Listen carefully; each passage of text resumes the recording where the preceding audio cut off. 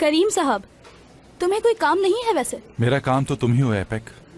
सुनो, मैं अभी डॉक्टर से मिलकर आ रहा हूँ। एक बुरी खबर है।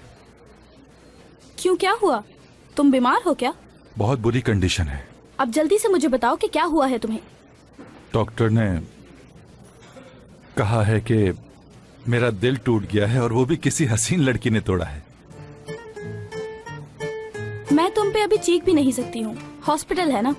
एपेक, यार तुम तो 2 दिन में ही मुझसे बोर हो गई हो। एपेक, तुमसे एक बात पूछनी है मुझे। अच्छा, क्या?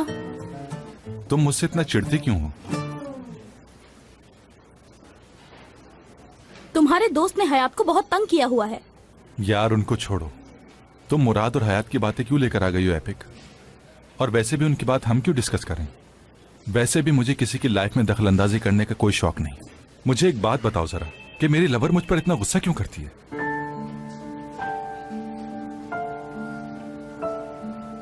मुझे खुद नहीं मालूम, कसम से नहीं मालूम कि मुझे तुम पे इतना गुस्सा क्यों आता है। जब भी तुम मेरे सामने आते हो ना, तो अपने आप ही गुस्सा आने लगता है मुझे।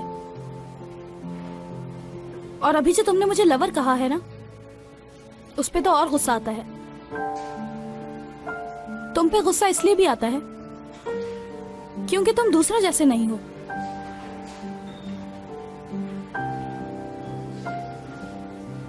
ऐसा ही है ना? तुम्हारे अच्छे होने की वजह से मुझे तुम पर और ज्यादा गुस्सा आता है करीम। तुम्हें मेरी एक और बात पर गुस्सा आता है। वो क्या है?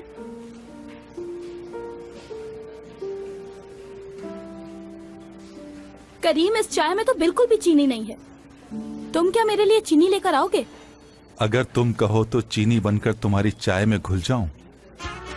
अभी लेकर आता हूं।